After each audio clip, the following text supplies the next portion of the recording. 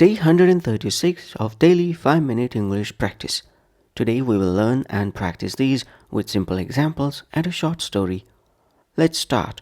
Please speak out loud with me as we practice. 1. Recourse.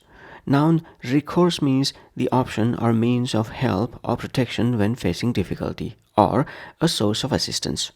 Recourse means the option or means of help or protection when facing difficulty, or a source of assistance. With no legal recourse left, Ivy decided to publish her findings independently.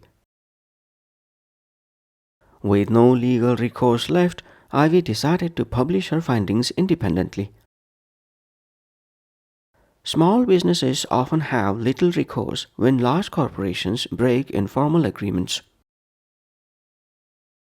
Small businesses often have little recourse when large corporations break informal agreements. Tom's only recourse was to appeal directly to the principal after his teacher ignored his concerns. Tom's only recourse was to appeal directly to the principal after his teacher ignored his concerns. 2. Golden goose. Idiom golden goose means a reliable source of ongoing wealth, success, or advantage that should be protected. Golden goose means a reliable source of ongoing wealth, success, or advantage that should be protected. Don't demand unrealistic deadlines. The engineering team is our golden goose. Don't demand unrealistic deadlines. The engineering team is our golden goose.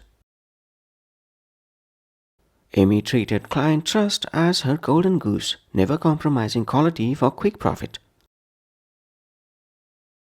Amy treated client trust as her golden goose, never compromising quality for quick profit. Their flagship app became the company's golden goose, funding all new innovations for a decade. Their flagship app became the company's golden goose, funding all new innovations for a decade. 3. Drown out. Phrasal verb drown out means to make a sound inaudible by producing a louder noise over it. Drown out means to make a sound inaudible by producing a louder noise over it. Protesters tried to drown out the politician's speech with rhythmic chanting.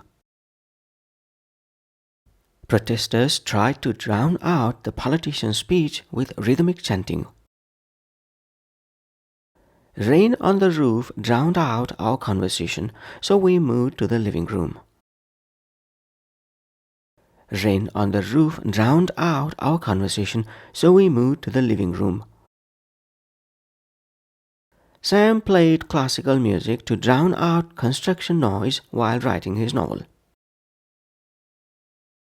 Sam played classical music to drown out construction noise while writing his novel.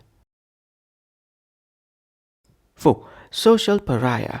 Collocation. Social pariah means a person deliberately excluded or shunned by a community or social group.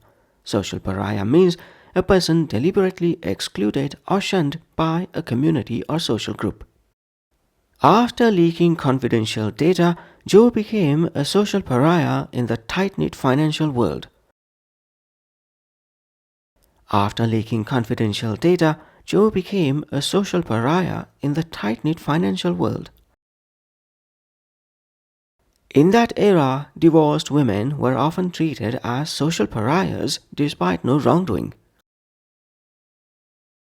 In that era, divorced women were often treated as social pariahs despite no wrongdoing.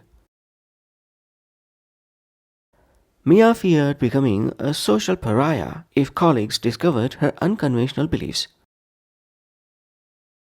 Mia feared becoming a social pariah if colleagues discovered her unconventional beliefs. 5. He who rides a tiger is afraid to dismount. This proverb means when trapped in a dangerous situation of your own making, you fear that attempting escape may bring even greater harm. The dictator kept escalating conflicts. He who rides a tiger is afraid to dismount.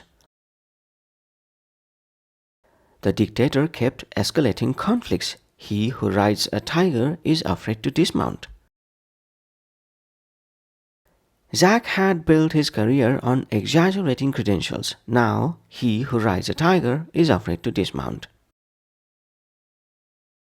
Zach had built his career on exaggerating credentials. Now, he who rides a tiger is afraid to dismount. Now let's put all of these into a short story. Story title: The Algorithm. Lena had no legal recourse when her startup's investors seized control. They'd structured the contracts perfectly. Her AI platform, once her golden goose, now generated profits she couldn't touch. At industry events, former allies would drown out her greetings with sudden, loud conversations. Within months, she'd become a social pariah. Yet Lena kept attending conferences, smiling through the isolation. She knew the truth. The investors were trapped too.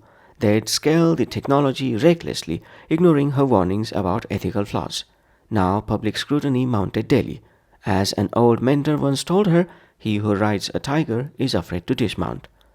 They couldn't abandon the platform without triggering collapse, but staying meant eventual exposure. One evening, an investor approached her privately. "We need your help," he admitted quietly. Lena sipped her tea, considering. The tiger still roared, but perhaps, just perhaps, two riders could guide it toward calmer ground. That's it for day 136. Thanks for practicing with me. Join me tomorrow for day 137. Bye for now.